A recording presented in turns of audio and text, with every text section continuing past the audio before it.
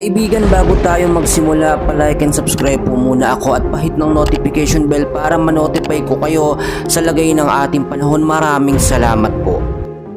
Mga kaibigan, bahagya pong humina itong ating minomonitor na si Bagyong Hener at ito po yung nag-i-interact dito po sa area ng Cordillera. Kanina pong umaga, namataan po ang sentro or mata nito pong Bagyong Hener sa vicinity po ng Nueva Vizcaya po mga kaibigan. No?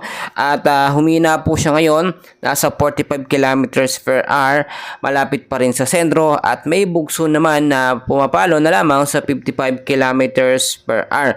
Pa northwestward po ang kilos sa bilis naman na 20 kilometers per hour. So mga kaibigan, maraming po nagtatanong, nakataas po kasi ang signal number 1 dito po sa area ng Luzon at marami po yung sakop nito. Pero wala naman daw pong pag-uulan mga kaibigan, no? At makulimlim lang lamang, no? Hindi po tayo nagdedepende dito kung walang ulan or malakas ang hangin, no? Kapag nakataas po ang signal number 1, ibig sabihin po nito, yung depression po niya ay nandoon po sa lugar or sa vicinity ng Luzon mga kaibigan, which is anytime pwede ito magbuhos ng biglaang malakas po na pag-uulan.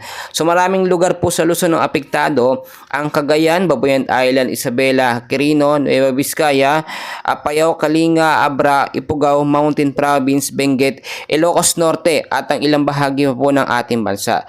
Mga kaibigan, inaasahan din po na ngayong hapon po hanggang sa gabi ay mahina hanggang sa posibleng malalakas po na pag-ulan ang ating mararanasan, no?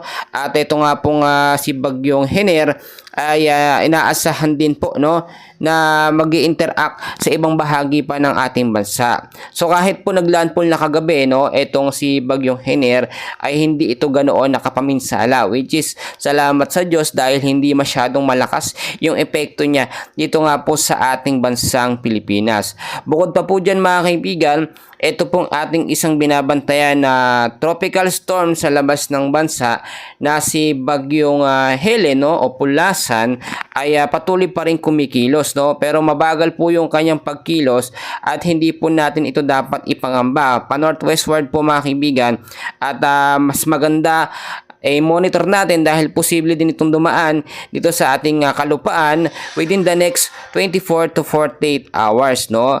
Ang ilang bahagi naman ng Metro Manila ngayong araw po, no, ng Martes ay patuloy na rin po makakaranas ng mahina hanggang sa posibleng paglakas ng pag-ulan pagdating po sa hapon at sa gabi.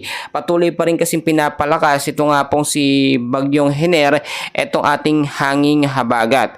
At yung ating naman nakita na low pressure area na panibago o sabihin natin cloud cluster mga kaibigan ay mahina pa rin o maliit pa rin tsansa bilang mabuo bilang isang ganap na bagyo. So mas maganda nakamonitor tayo at nakabantay sa lagay ng ating panahon. Patuloy ho kayong iba-update and please huwag kalimutan mag-like sa ating channel at pahit ng notification bell. Maraming salamat po.